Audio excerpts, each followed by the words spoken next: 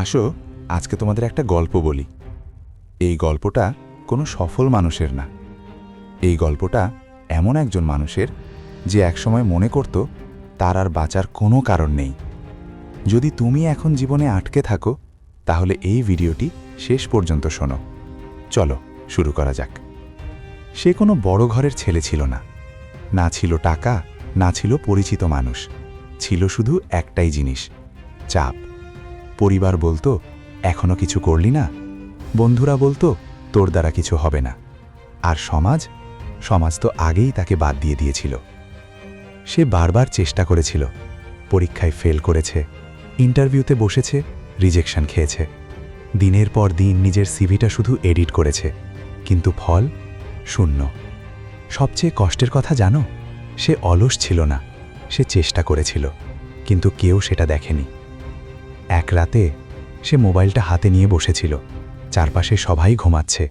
হঠাৎ তার মাথায় একটা প্রশ্ন আসে, আমি যদি কাল না থাকি কেউ কি খেয়াল করবে?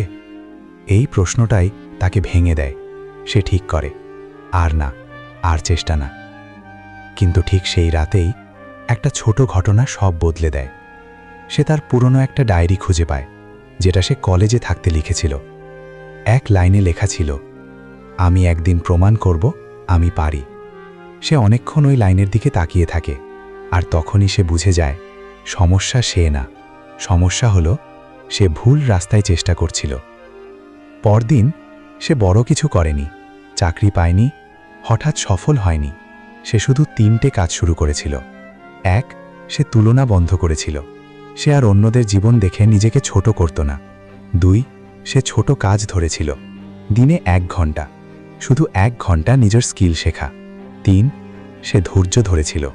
সে ঠিক করেছিল ফল আসুক বা না আসুক 6 মাস সে থামবে না।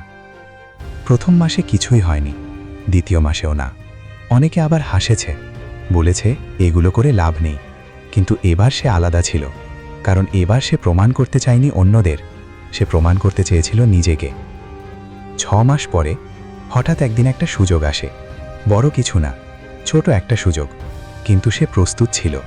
আজ সে কোটিপতি না, আজও তার সমস্যা আছে, কিন্তু একটা জিনিস বদলেছে, সে আর হাল ছাড়ে না।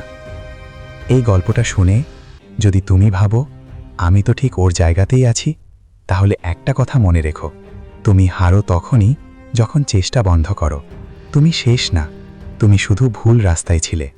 যদি এই গল্পটা তোমার মনের কথা বলে, সূত্র বিডিতে সাবস্ক্রাইব করো, কারণ এখানেই শুরু হয় নতুন পথের গল্প।